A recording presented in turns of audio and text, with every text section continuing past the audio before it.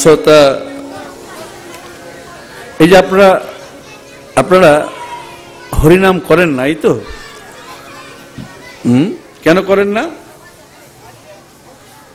মনে করুন বাল্যকালে বুধুয়া নামে একটি বন্ধু আপনার চোখের বিষ হয়েছিল কোনো কারণে। এই বৃদ্ধ বয়সে আপনার খুব দরকার হলো, বুধুয়াকে খুব দরকার হলো, আপনার খুব দরকার হলো। বুধুয়ার অয়বটা মনে পড়ছে, বুধুয়া বুড়ো হয়ে গেছে, কিন্তু আপনি কোনো মতে নামটা মনে করতে পারবেন না। এটা নিয়ম, মানুষের মনে প্রভাব। এটা বুধুয়াকে খুব দরকার, মনে পড়ছে, সেই ক্লাসমেট ছিল, একসাথে পড়তাম স্কুলে, কিন্তু নামটা মনে পড়ছে না। আর নামটা না মনে পড়ে আপনি যতই কিছু বলুন না, এই ছিল সেই ছিল, মোটা ছিল লম্বা ছিল, এই ছিল সেই ছিল, বাঘা যতীনে বাড়ি ছিল, যতই বলুন আপনার নামটা মনে করতে হবে। তো যদি মনে হিংসা বৃত্তি থাকে তাহলে স্মৃতিশক্তিটা নষ্ট হয়ে যায়। তাই আপনারা আপনাদের সন্তানদিওকে কোনো মতে হিংসার কথা শোনাবেন না। আপনাদের সন্তানদের কাছে কোনো রকমভাবে পরনিন্দা কথা আলোচনা করবেন না। এতে কি হবে জানেন? আপনার ছেলে ডাক্তার হবে, ইঞ্জিনিয়ার হবে, কিন্তু হিংসুটে হয়ে যাবে। মানুষের শরীরটা সম্পূর্ণ শিরা দিয়ে তৈরি, স্নায়ু দিয়ে তৈরি। এখন মনে করুন বুধুর জায়গায় যদু, মধু কিংবা বিধু কিংবা রাধু কিংবা হাঁদু, ভেন্দু, খুদু কিংবা নাদু, চাঁদু, অনেকগুলো নাম মনে পড়ে আপনার, ওই বুধুয়া নামটা মনে পড়বে না, কোনো মতেই মনে পড়বে না। আপনার পত্নী, যিনি বুড়ি পত্নী, আপনার বুড়ি বউ, সে অনেক মনে করে দেবে। বলো না, আমি তো দেখিনি তোমার সেই বাল্যকালের বন্ধুকে, কি নাম বলো না। হ্যাঁ,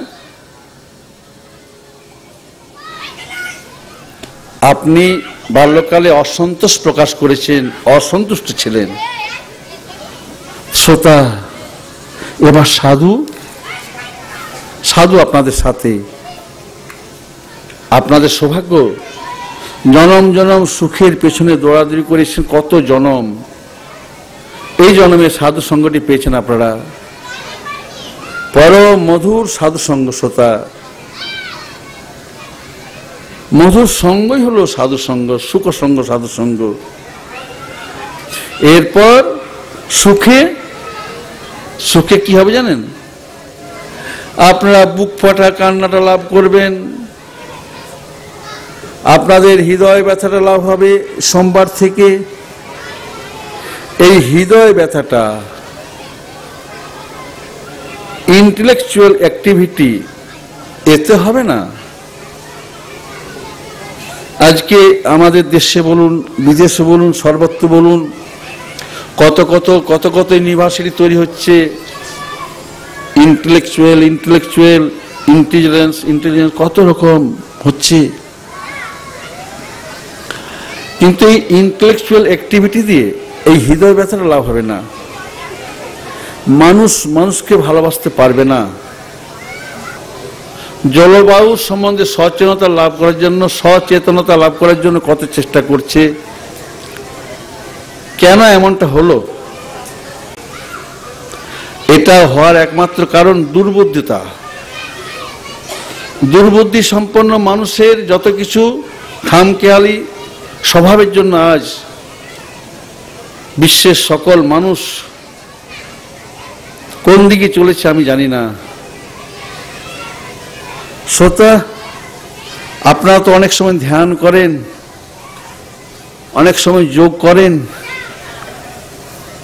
চেতনার প্রান্ত দেশ হতে, কেন্দ্রে স্থিত হতে আপনারা কত রকম ভাবে মনোযোগ করার চেষ্টা তো করেন।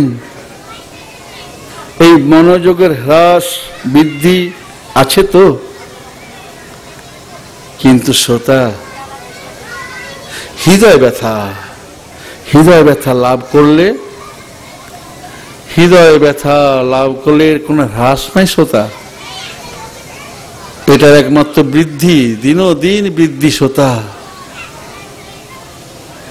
কনসিয়াসনেস অ্যান্ড অ্যাটেনশন, চেতনা এবং মনোযোগ, বিষয়বস্তু সম্বন্ধে সুস্পষ্ট জ্ঞানটা অর্থাৎ চেতনাটা। আপনি দেখছেন অনেক দূর থেকে দেখছেন। কি দেখছেন? একটা লোক কেমন ভাবে শুয়ে ছটপট করছে, তার সামনে দাঁড়িয়ে একটা লোক কি সব করছে। আপনি এগুচ্ছেন, দেখছেন,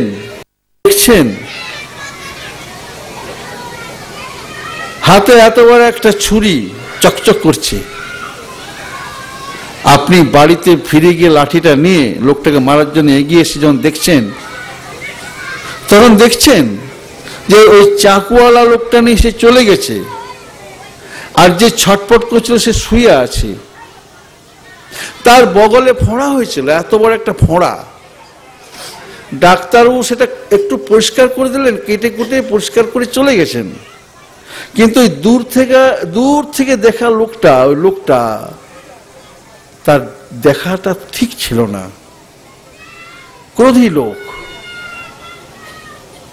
সামনে এসে সবটা জানার পর বললেন, ওহো আমি তো মারতে এসেছিলাম। শ্রোতা, আজকে এই সমাজ সাধুকে দূর থেকে দেখছে। এরা ভাবছেন যে এত বড় প্যান্ডেল, এত কথা, এত খরচা, এগুলো গরিবকে দিলে ভালো হতো। কথাটা খুব একটা খারাপ কথা নয়, এটা একটা মানব দরদী কথা বটে। কিন্তু আপনাদের মতন এই কয়েক হাজার গ্রামের লোক যারা আছেন, তাদের তো মনে আনন্দ হচ্ছে। এই সাধু আসা আনন্দ, সাধুকে আনা আনন্দ, আপনারা সুখভোগ করছেন। এই সুখটাকে বাড়াতে হবে, আপনাদেরকে বাড়ানোর জন্য চেষ্টা করতে হবে না। আপনার সুখটা নিয়ে নিন, নিজের থেকে বাড়বে। সাধু সঙ্গ সুখটাকে বাড়াতে হয় না, নিয়ে নিতে হয়। নিয়ে নিলে নিজের থেকেই বেড়ে যায়। অনেকেই ভাবে বুঝি এই সাধের সংসারটাকে সাধুবা আমাদের ছাড়িয়ে দিতে এসছে। না, আমি কাউকে আপনাদের সাধের সংসার আমি ছাড়তে বলবো না। ভয় আছে, সাধু সঙ্গ করলে পরে সংসার ছাড়ার ভয় আছে। আবার ভয় আছে যদি হরিনাম কানে যায়। অনেকের হরিনাম যদি কানে যায় কত বিরক্তি বোধ করে, বলে আমাদের অন্যান্য কাজে মনঃসংযোগ সব কিছুই ব্যাহত হচ্ছে। এখন হরিনামে বেশি মনঃসংযোগ ঘটে, তাহলে কি হবে?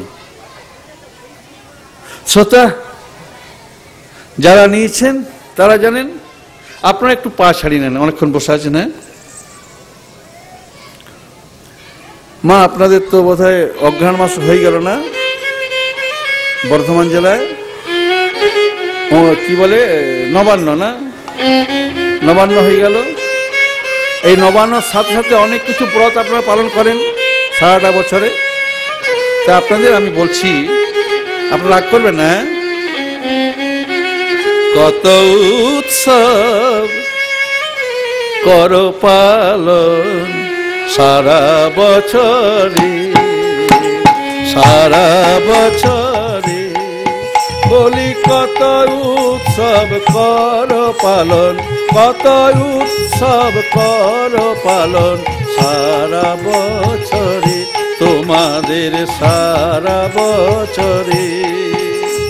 নিত্য সব হয়েছে কি গো তোমাদের নেত্রোৎসব, বলি নয়ন উৎসব হয়েছে কি তোমাদের, বলি জীবন মাঝারে, তোমাদের জীবন মাঝারে নেত্রোৎসব হয়েছে কি জীবন মাঝারে, তোমাদের জীবন মাঝারে, তোমাদের জীবন মাঝারে কত উৎসব কর পালন সারা বছরে, তোমাদের সারা বছরে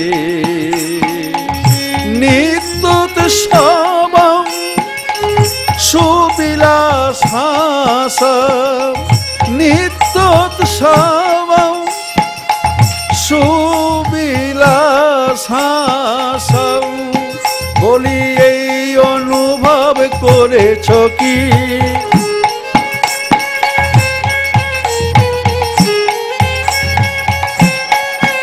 বলি এই অনুভব করেছ কি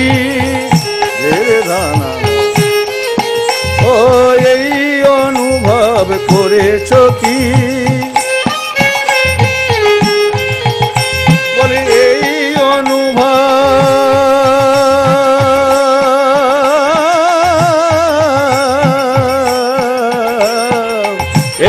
অনুভব করেছ কি, ধ্যানকে ডেকে এনে ধ্যান করো না, ধ্যানকে ডেকে এনে ধ্যান করো না, নামকে ভুলে বলি বলি নামকে ভুলে ধ্যান করতে শিখো না, তোমরা ধ্যান করতে শিখো না।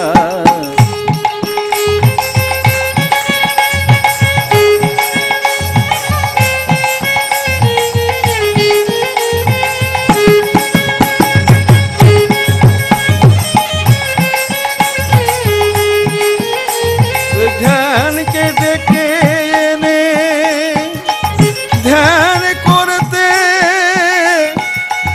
শিখো না,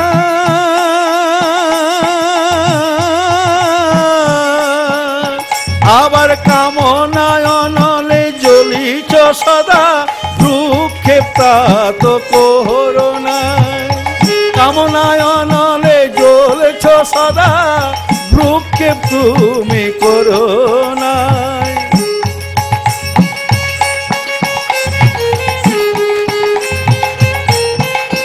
বলি কামনায় অনলে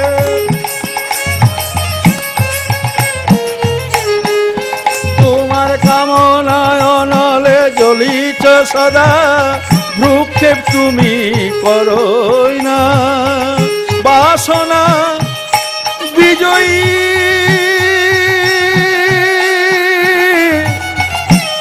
বাসনা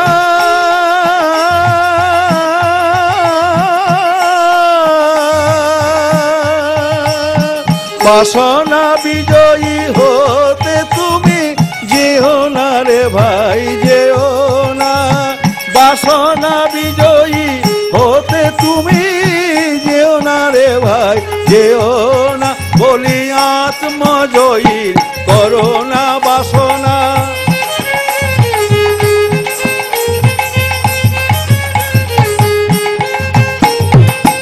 আত্মজয়ীর করো না বাসনা, নীরব শ্মশানে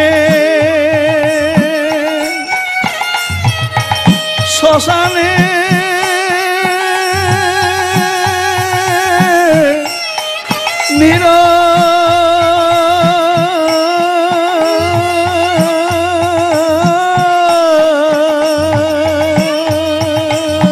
নীরব শ্মশানে আসন পেত না, নীরব শ্মশানে বলি নীরব শ্মশানে আসন পেত না, নীরব শ্মশানে আবার নীরব গৌরব সমাধিতে মগন, ওগো নীরব গৌরব সমাধিতে মগন, বলি মগ্ন হতে যেও না,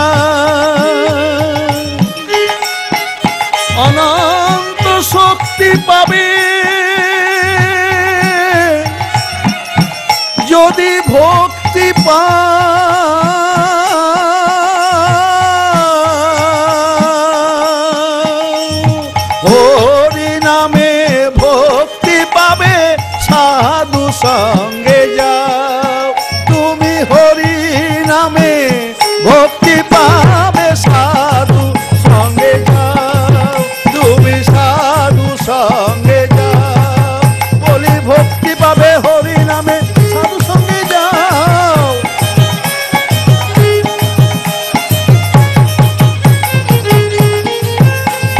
ভক্তি পাবে হরি নামে সাধু সঙ্গে যাও তুমি সাধু সঙ্গে যাও তুমি সাধু সঙ্গে যাও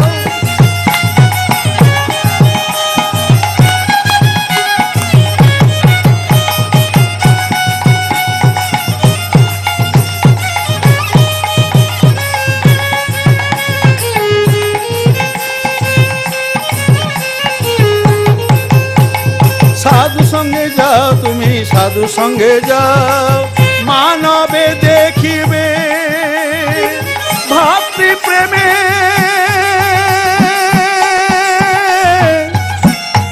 মানবে প্রতিমানবে মানবে দেখিবে ভ্রাতৃ প্রেমে প্রতিমোৎসবে মানবে দেখিবে ভাতৃ প্রেমে প্রতিটি মহোৎসবে বলে রইবে আনন্দে জীবন ভোর বলে রইবে আনন্দে জীবন ভোর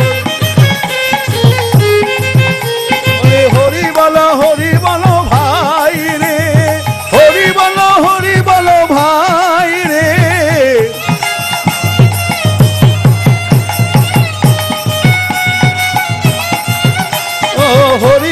হরি বলো ভাই রে হরি বলো ভাই রে হরি বলো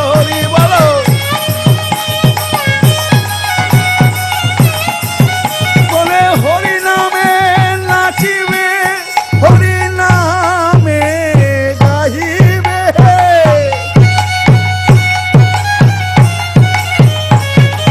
হরি নামে নাচিবে হরি নামে গাহিবে আবার হরি নামে কাঁদিবে হরি নামে ভরিবে ও হরি নামে কাঁদিবে হরি নামে ভরিবে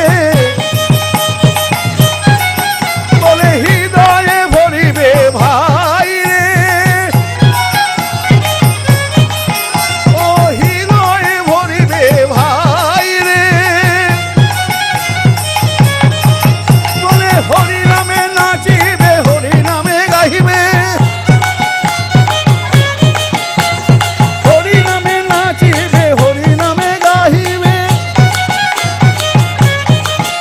আবার হরি নামে কাঁদিবে হরি নামে ভরিবে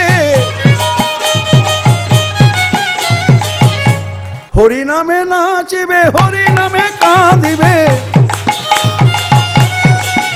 আবার হরি নামে ডাকিবে হরি নামে ভরিবে বলি হাতে ধরি পায়ে পড়ি হরি বলো ভাই রে তোমাদের হাতে ধরি পায়ে পড়ি হরি বলো ভাই রে বলে প্রেমেতে গলে যাবে নামেতে প্রেম পাবে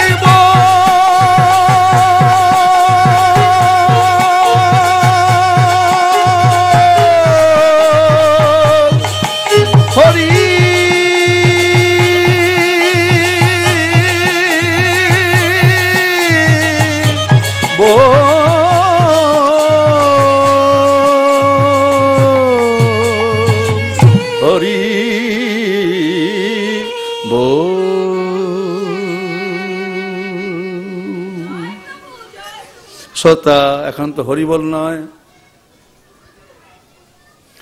আমি আসার পথে দেখলাম যতগুলি সাইকেলওয়ালা সাইকেল চালাচ্ছিলেন, প্রায় প্রায় আমার নজরে 23টা সাইকেল পড়ল।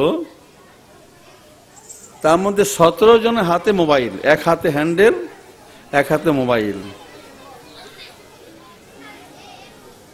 আবার যখন বেরোচ্ছিলাম, আমরা বাইপাস রোডে উঠবো, সেখানে একটু দাঁড়াতে হলো, গাড়ি যাচ্ছিল। স্কুটার নিয়ে এক ভদ্রলোক ছিলেন, স্কুটারে বসে আছেন, স্কুটার স্টার্ট আছে, উনি সেই কথাই বলে যাচ্ছেন। দেখুন কি অবস্থা। হ্যাঁ,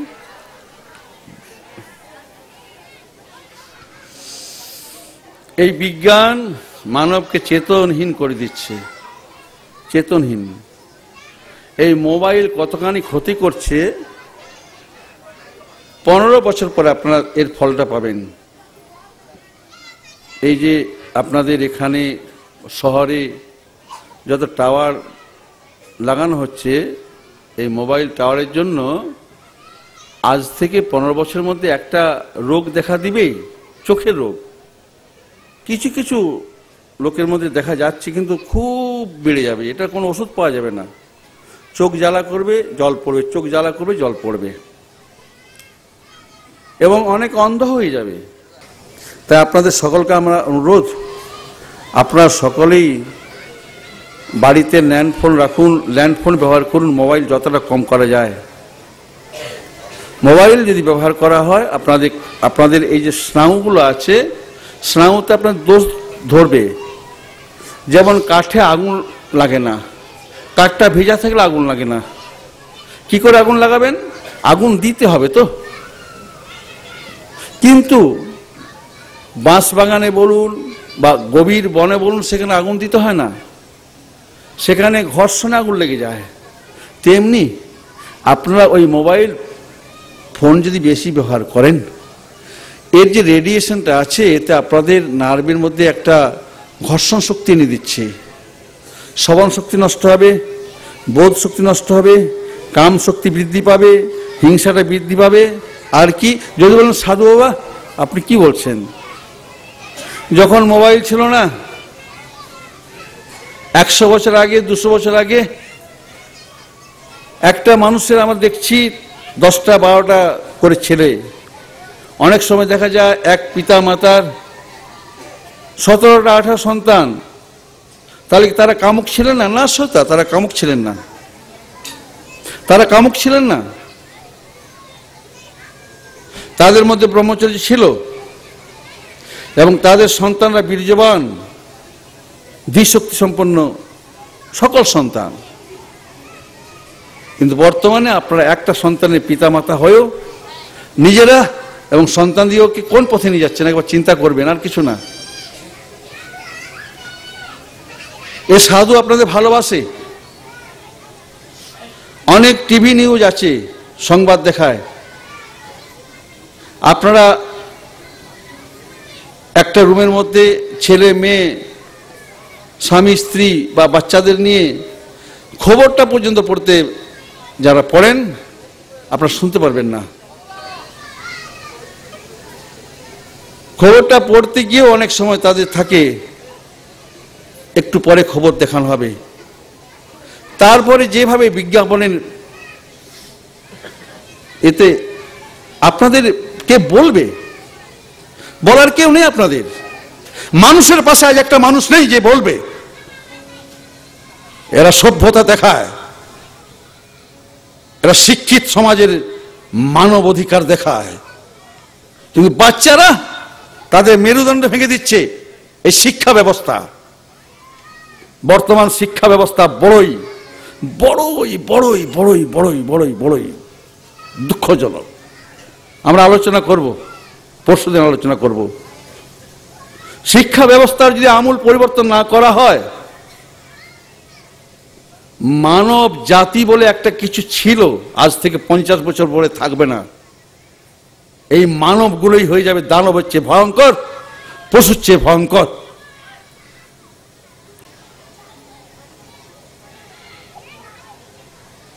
দুঃখকে এনে দিয়েছেন আপনারা, আরো বেশি করে এনে দেবেন।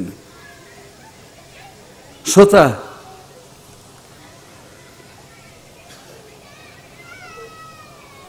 আমাদের এই দেহটা গ্রাম থেকে পেয়েছি, তো গ্রাম থেকে পেয়েছি আমরা দেহটা। আমরা বিজ্ঞানকে ব্যবহার করছি,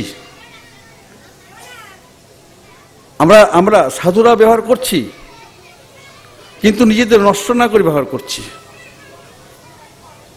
ছোটবেলায় দেখতাম বৌদি চিন্তা করছেন, পাশের বাড়ির বৌদি চিন্তা করছেন, দাদা এখনো আসেনি।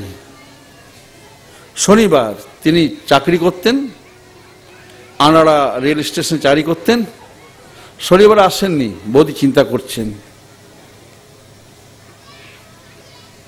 সকালবেলা উঠেছেন, দাদা আসেনি বলে বৌদি বসে আছেন। তাদের বাড়ির পাশে বাঁশ গাছ ছিল, তো বাঁশ পাতা বেশি ভারী নয়, সেই বাঁশ পাতাটা পড়ার সময় যেন মনে হচ্ছে কানেতে, এই বুঝি আমার স্বামী এলো। আমরা ছোটবেলা থেকে শ্রোতা, যেটা দেখতাম আমরা অনুভব করতাম, এই বুঝি তার স্বামী এলো। ভাবটা কেমন ছিল? পততি পতত্রে বিচলিত পত্রে শঙ্কিত ভাব উপজান, শঙ্কিত